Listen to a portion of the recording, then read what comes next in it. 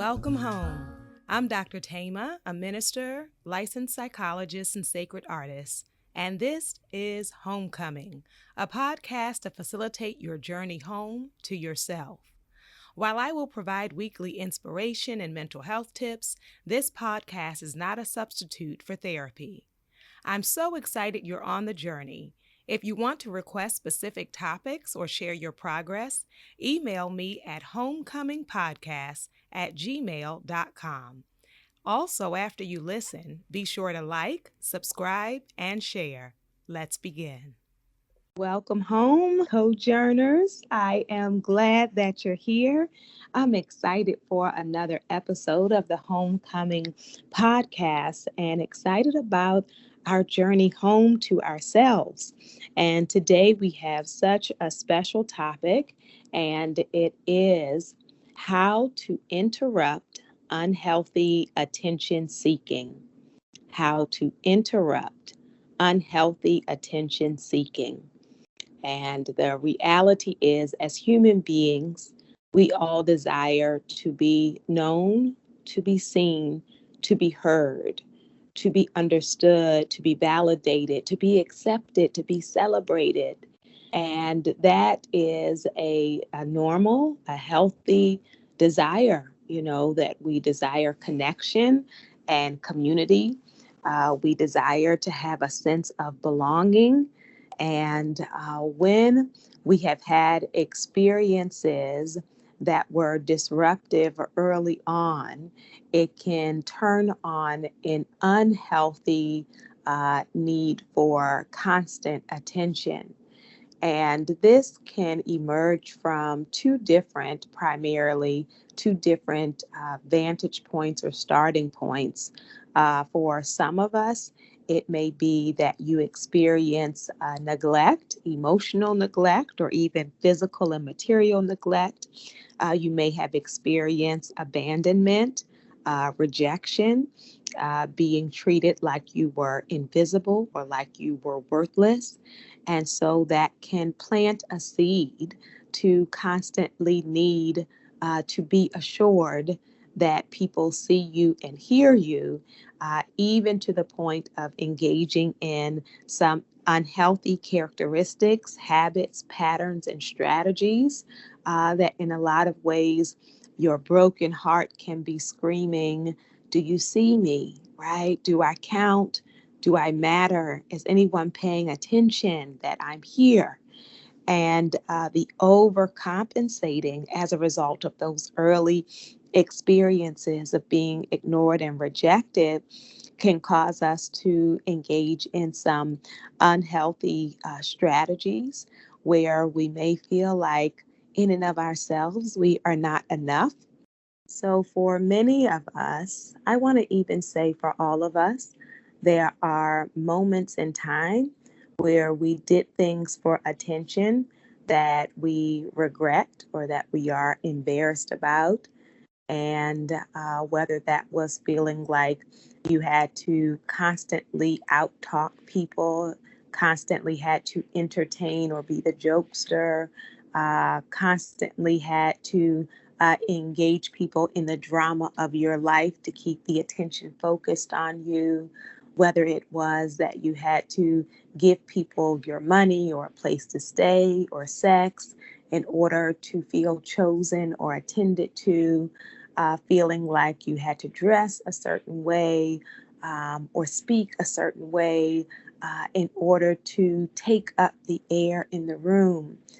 I want you to know that I see you and that I am aware of us in this space, and that as opposed to some people who talk about attention seeking from a very judgmental and harsh place, I want you to know I enter this conversation from a place of compassion, from a place of understanding, of grace, and a deep desire that we would all be whole and recognize that we are enough, that we don't have to put on the extra in order to be attended to.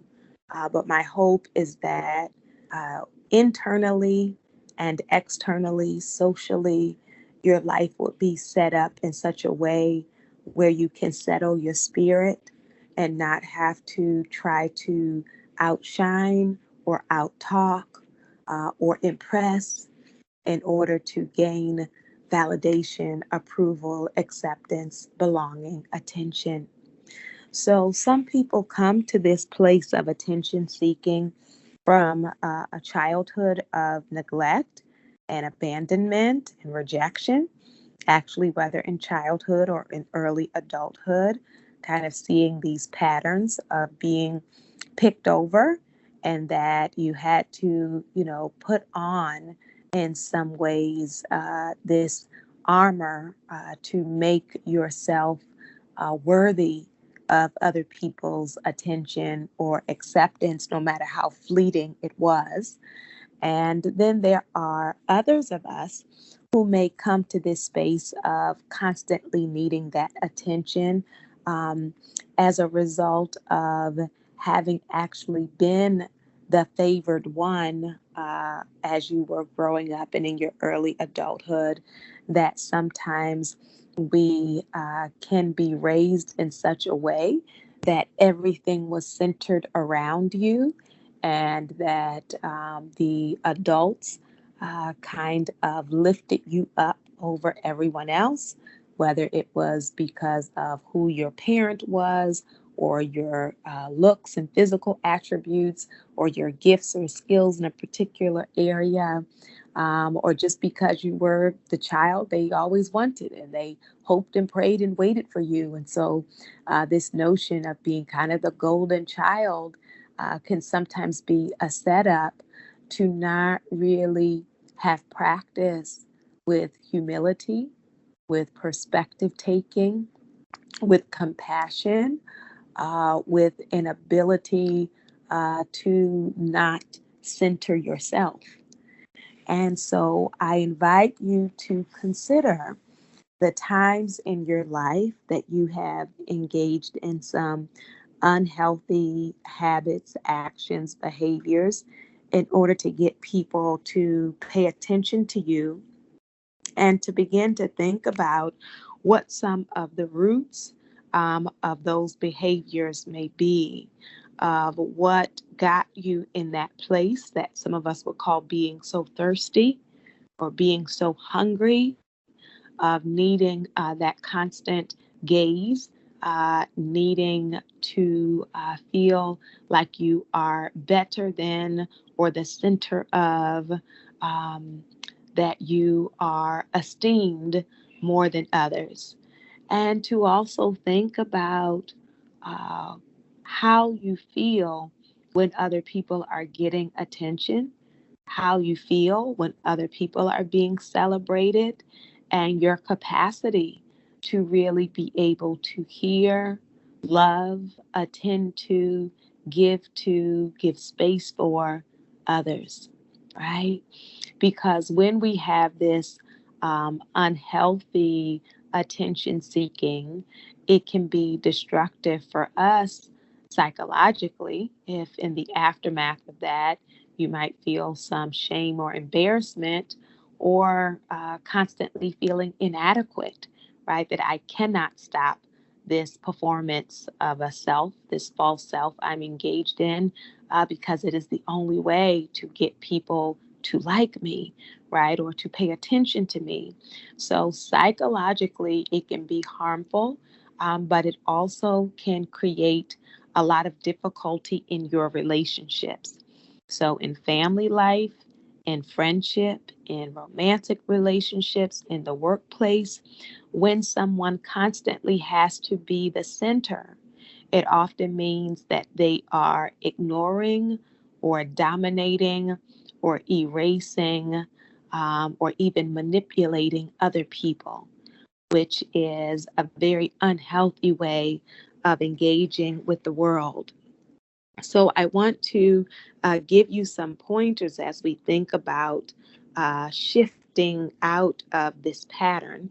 And of course, to shift out of it, we have to first recognize when we do it, right? So you want to start to observe yourself, because for some, of us, you do it all the time, everywhere, and kind of every encounter. And then for others, you may notice that it really gets turned up or heightened in certain circumstances. So at work, you might feel comfortable kind of being more laid back. But then in social situations with peers, or you might notice when you're around family, that you feel this need to take up a lot of space to kind of either entertain or to impress. Um, and that can be very draining, not only for the performer, but also it can be draining for the people who are having to sit through and watch this performance that often leaves little space for their lives, for their feelings, for their thoughts, right?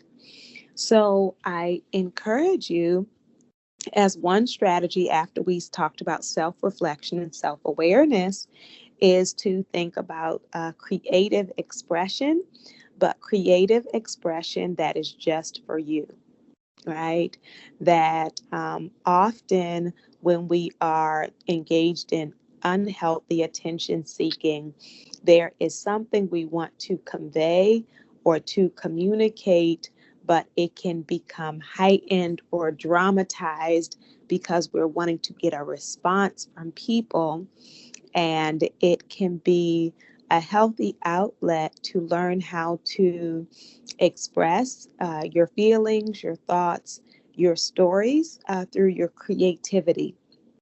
So I want to invite you to take up a craft. So expressing yourself in spoken word, expressing yourself in music, in dance, in collage making, in painting, that as you begin to create, there can be a release of some of the anxiety or tension that is built as a result of the feeling that I am unheard, right? And a part of the therapeutic arts is that it is not just for performance. So, for this to be effective, it does not require you sharing it with an audience.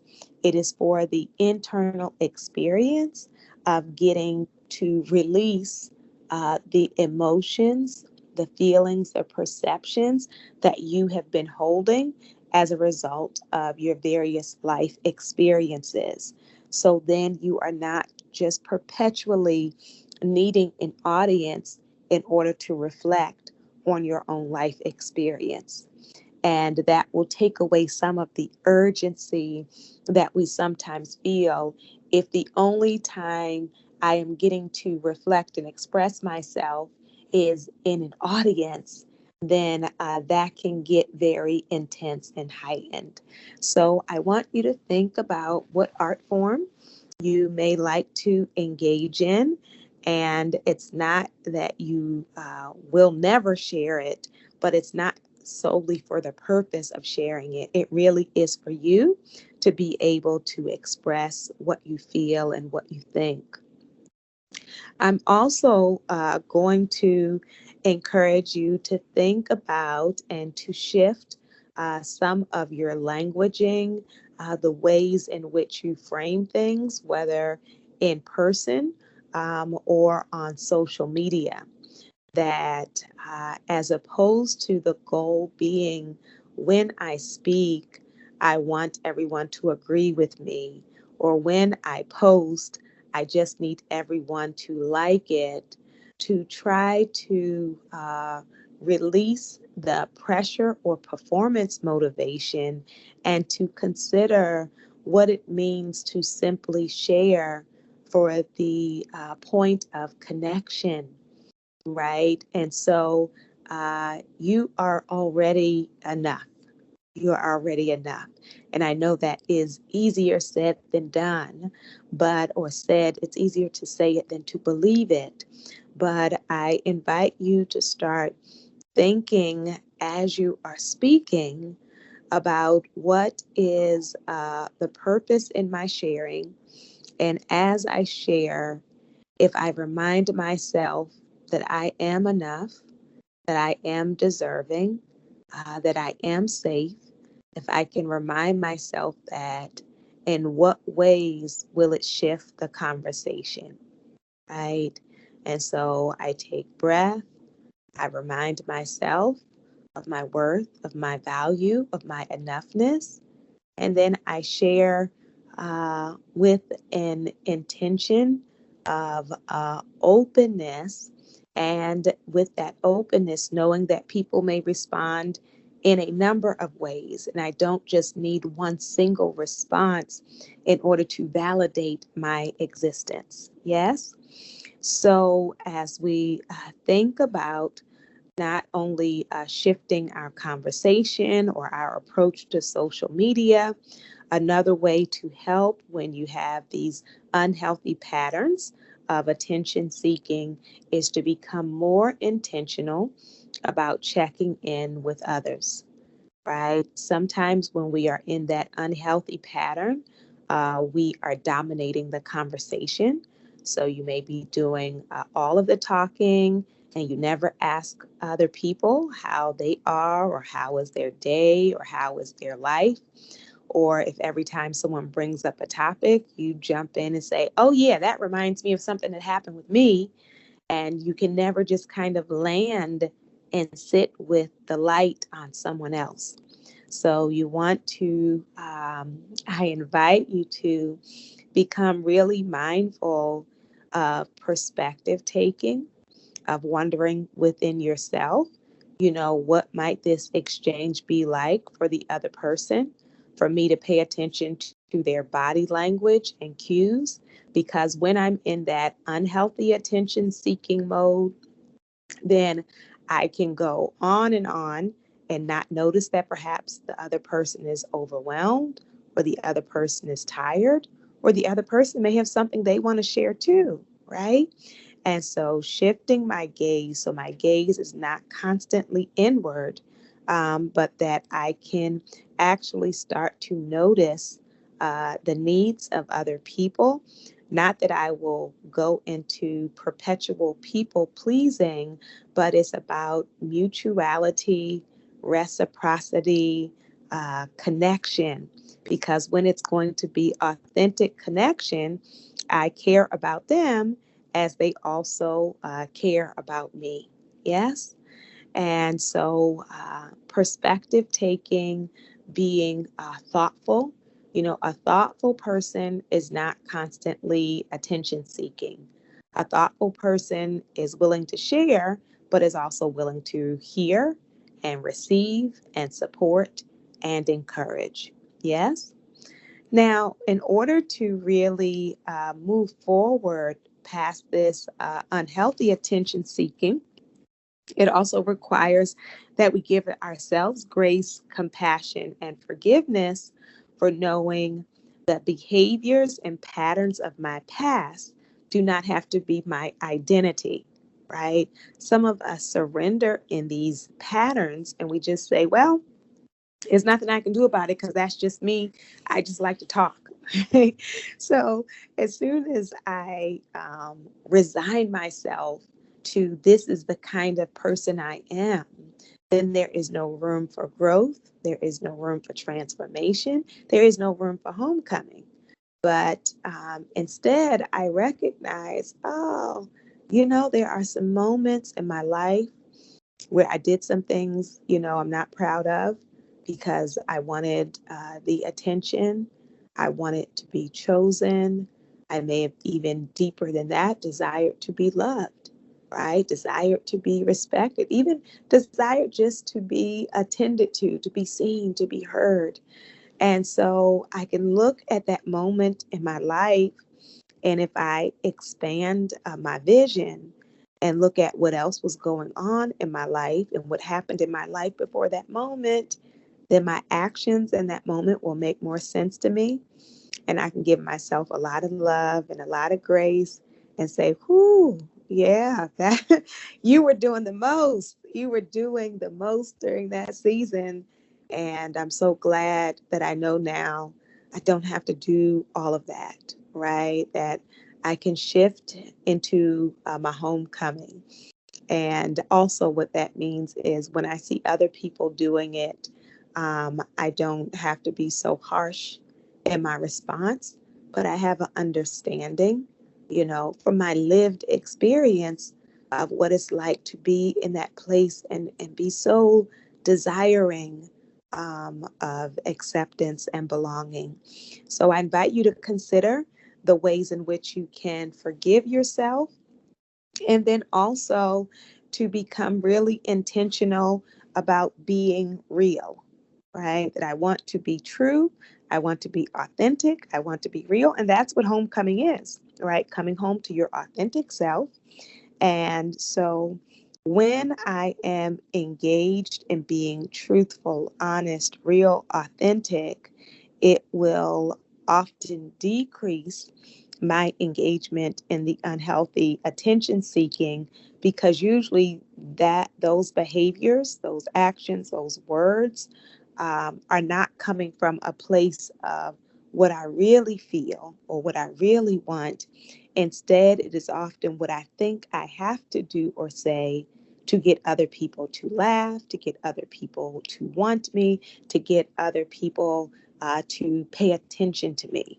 So when I remove the goal, when I shift the goal is not how funny or dramatic or sexy or spiritual I have to be in this moment to get their approval. But instead, when the goal becomes, I want to be honest in this moment, I want to be truth in this moment, I want to be authentic in this moment. And that will invite me to take sacred pause to check in with my own spirit, check in with my heart, my mind, my body, to say, what do I feel in this moment? What do I know for sure in this moment? What do I feel in this moment? And then give myself space to show up in truth, right? To show up in authenticity. And that will automatically decrease a lot of those behaviors that are coming out of performance mode, right? And what it also requires is for me to be present in the here and now so that I am not operating off of old scripts, right? Some of us, if, when we're not dealing with the pandemic, if you're out in a dating arena, or some people are out there even now, um, that if you have a lot of experience with other people being chosen and you feeling like you had to do the most to get minimal attention, sometimes as soon as you get in those settings, you can fall into those old scripts, right? Based on what happened in middle school or high school or college or in your early 20s. You created this script of this is what is required for anyone to pay attention to me. And so then without even thinking, you start doing that, right?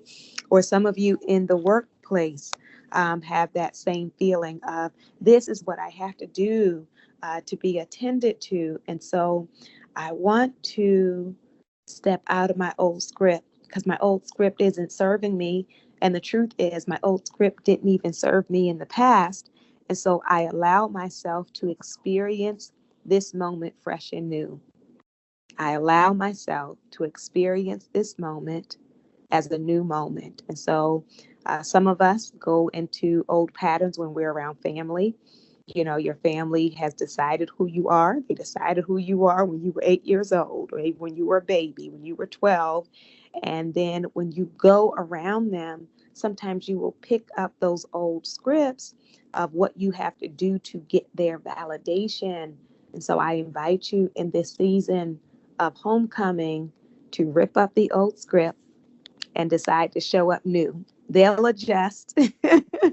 They will adjust to the new you. They'll be confused by it. They might be bothered by it, but eventually they will have to adjust that may have the same face, I have the same name, but it's a new attitude. It's a new me. I'm not doing that anymore.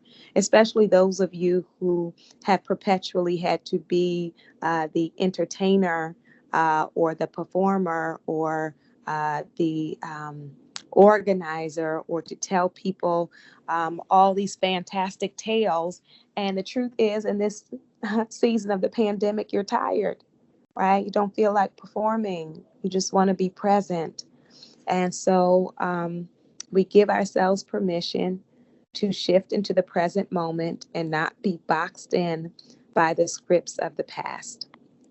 Then I want to say, in order to shift out of the unhealthy attention seeking, it can help you to cultivate solitude, to get enjoyment out of spending time with you, right? It's hard to turn my gaze inward if I'm perpetually having to be around other people, right?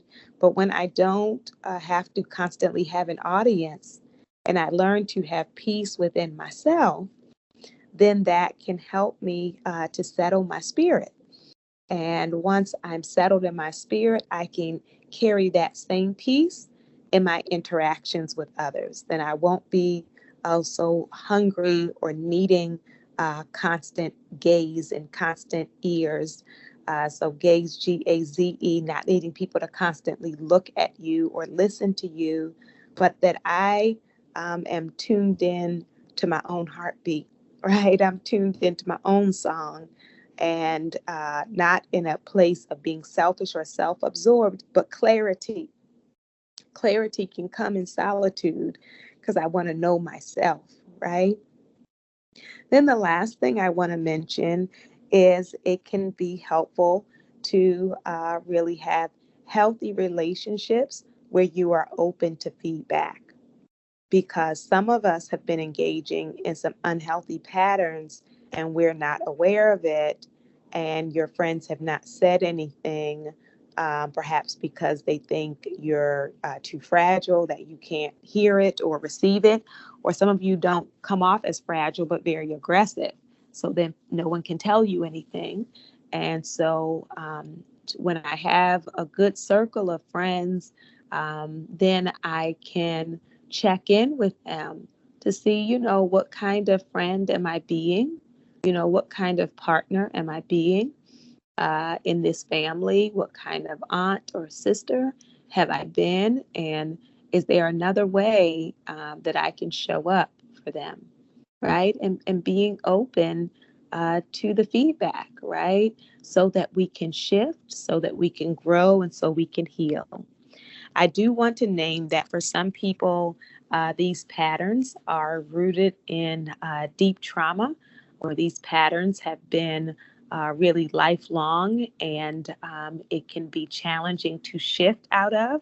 And so, if you find yourself being aware that you want to shift, but it being really difficult for you, I encourage you to think about therapy so that you can work with a mental health professional and truly take on the ways in which you want to show up authentically and with freedom and not driven by anxiety or insecurity.